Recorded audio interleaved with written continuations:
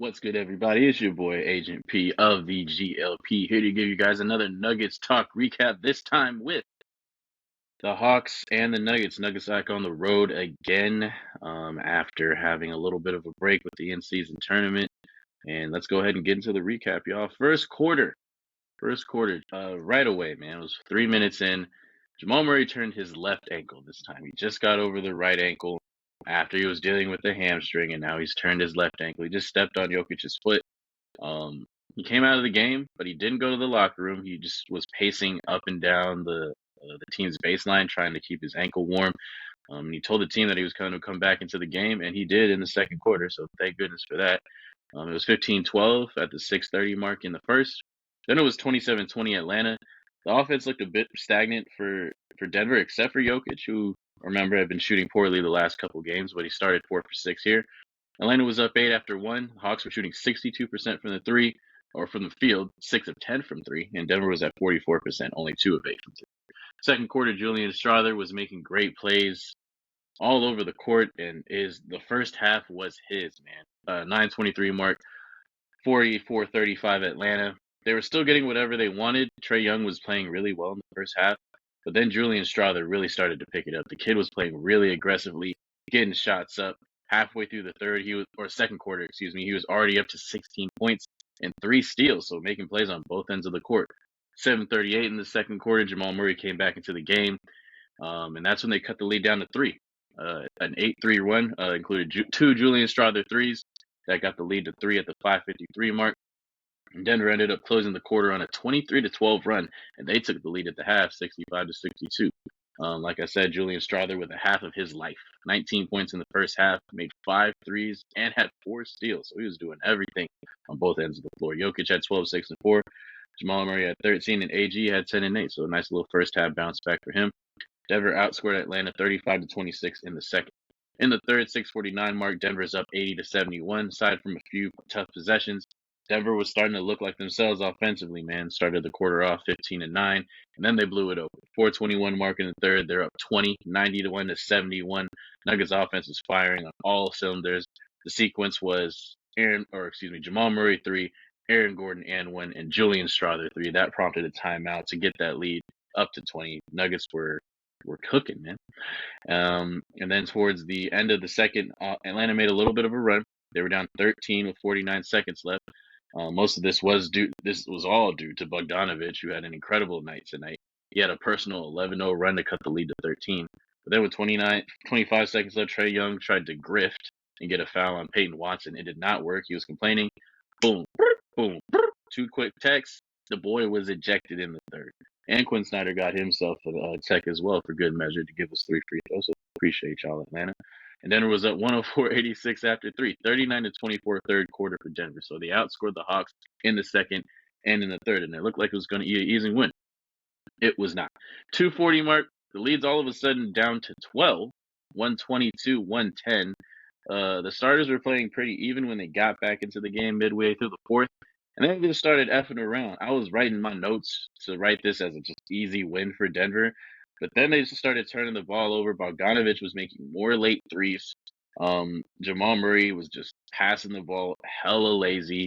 And one turnover. There was a point where this game was a 5-point game with 30 seconds left. And then Atlanta tried to call a timeout and challenged it. And actually, it was a 3-point game, with 32 seconds left. Atlanta challenged a call that looked like it was an out of bounds play that looked like it could have gone either way. And I think this was really dumb on the Atlanta Hawks' part, honestly. It was going to be a jump ball, so they had a chance to get possession, but they decided to challenge it. When they reviewed it, it was clearly off Atlanta, so then they lost the ball, or the opportunity to at least have the ball with the jump ball, and they gave up the last timeout. So I thought it was a bad move by them. Nuggets ended up hitting some free throws in the end, and they closed out the game and beat Atlanta 129-122. Everyone's favorite segment. What did Jokic do tonight? Had a modest stat line from his perspective, but I think the biggest thing everyone wanted to see was the shooting, and the shooting came back to normal tonight. He was 9 of 13 from the field, finished with 25 points, 8 rebounds, 8 assists, 3 steals, and 2 blocks. Come on, man. Like, we're just like, man, This is just like an okay night for Jokic, 25, 8 and 8, 3 steals, 2 blocks. That's like a career night for most people, but Jokic out here just calling that a steady night. And he was steady the whole evening, man. Just maybe a little less aggressive in this one, but I think it was okay. You had two other guys on his team running really hot. Jamal had 29. Strawther had 22 in this one. So I think Jokic was very much okay with the fact that he could only needed to take the shots he needed to take. Um, he sets the moment a little bit in the fourth, got a little bit more aggressive at points in that fourth quarter, so I like that. Jokic is playing like that, man. I think when he's playing like that, obviously it's one of the best ways for Denver to win. And I think a lot of people who are maybe a little bit worried about the shooting woes the last 2 games, guess what, everybody? You know who he is. Greatest player in the game right now. You can relax now. Things are okay. Jamal Murray, in his return, he was great. He turned his left ankle, like I said in that first quarter, scared all of us to death once again. I don't know if he's going to play in the back-to-back in Chicago now, but he looked, movement-wise, just fine after the ankle turn. He didn't look like he was limping or favoring it at all, but plane ride home or plane ride to Chicago, it's going to swell up a little. We'll see what happens. Hopefully he plays, but if he doesn't, not a big deal. Finished with 29 points, 9 rebounds, and 4 assists. 12-15 shooting. He was cooking 4 or 5 from 3. He was kind of effing around towards the end of the game, like I talked about with those real lazy passes. He ended up with 6 turnovers tonight. But other than that, he was great. Jamal Murray running the point guard position really well. I mean, Jokic in that 2 game really doing really well in this one.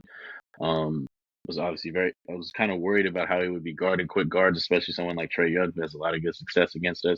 Didn't have to worry about it in the fourth. But I think he moved well, and that's all you can really ask for from Jamal at this point. But the night and the story belongs to Julian Strawther, man. The rookie really broke out again tonight. This is probably his signature game. He had that one game in Denver where he broke out and had a really nice third and fourth quarter, but tonight that first half was incredible. 19 points in the first half, 5 threes, 4 steals, finished with 22 on the night on 8 of 16 shooting, and he tied a Nuggets rookie record with 6 3-pointers. The boy was on fire. But the good thing about Julian is that I feel like he's played the same way even when the shots don't go in. So I wish they would go in with a little more regularity, right? But I think that percentage will go up as the season goes on, and once he gets past the rookie wall, he starts getting more and more comfortable in this offense. But like I've said before about him in the past, he's just a really good connecting player. So I like how he's played despite the fact that his shot isn't falling. And when his shot's falling like it is tonight, you ain't got no chance of beating this dog. This team is really good already. But when we have points coming off the bench, especially like him and flurries, it looks great. And I liked what they did. They ran a couple plays for him. They ran a couple pin downs, had him coming off some floppy action, getting him the ball because he was the one that was scoring tonight. So I like Malone going to that, especially with the second unit. That's a unit that's really predicated on just trying to figure stuff out, especially in the pick and roll game. So thankfully, they were able to find Julian, have him work out, and he had the game of his life, a career night for our boy Julian Strawther, our first round pick, one of the future Nuggets for this team.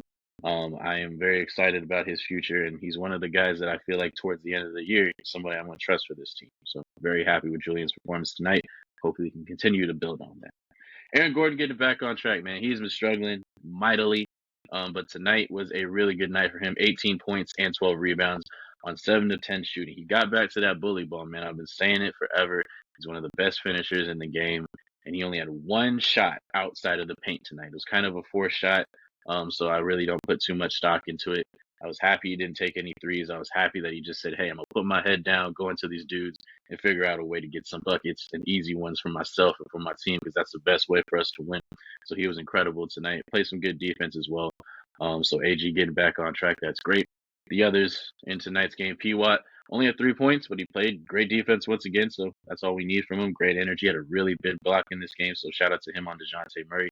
Reggie Jackson had 12 points, 5 of 10 shooting, and 6 assists once again. Doing well from the point guard position. Reggie really be doing some wild stuff, man, but it's somehow it just be ending up working sometimes, so you can't really question. He's just like that Marvel character that's just like their superpower is being lucky.